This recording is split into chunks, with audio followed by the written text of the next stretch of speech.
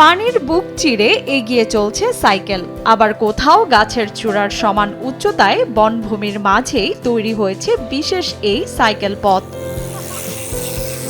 প্রকৃতির সঙ্গে এমন ব্যতিক্রমী অভিজ্ঞতা উপভোগ করতে ইউরোপের বিভিন্ন দেশ থেকে ছুটে আসছেন পর্যটকরা। তীব্র গরমের মধ্যেও এই দুই অনন্য সাইকেল পথ এখন ভ্রমণ প্রেমীদের অন্যতম আকর্ষণে পরিণত হয়েছে।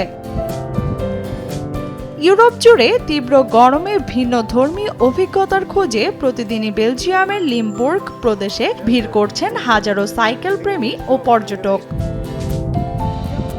জেনক শহরের সাইক্লিং থ্রু ওয়াটার নামের বিশেষ সাইকেল পথটি যেন পানির বুক চিরে এগিয়ে গেছে। প্রায় 200 মিটার দীর্ঘ এই পথ দিয়ে চলার সময় দুপাশেই থাকে লেকের পানি, ফলে সাইকেল আরোহীদের মনে হয় যেন তারা পানির ভেতর দিয়েই এগিয়ে চলেছেন। 2016 সালে চালু হওয়া এই পথ ইতোমধ্যেই লাখো নয় কোটি দর্শনার্থীকে আকৃষ্ট করেছে।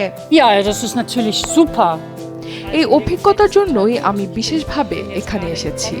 এমন অনুভূতি জীবনে বারবার পাওয়া যায় না। Hat man nicht oft.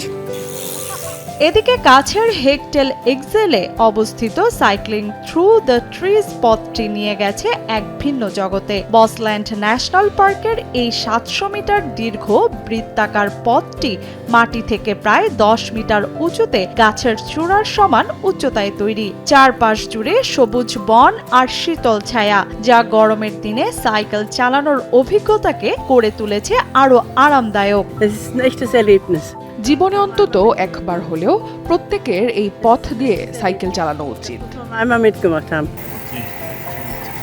প্রকৃতিকে আরো কাছ থেকে উপভোগ করার এমন অভিনব উদ্যোগ শুধু পর্যটকদেরই আকৃষ্ট করছে না, বরং পরিবেশ বান্ধব ভ্রমণ ও সাইকেল সংস্কৃতিকেও নতুনভাবে জনপ্রিয় করে তুলেছে বেলজিয়ামে।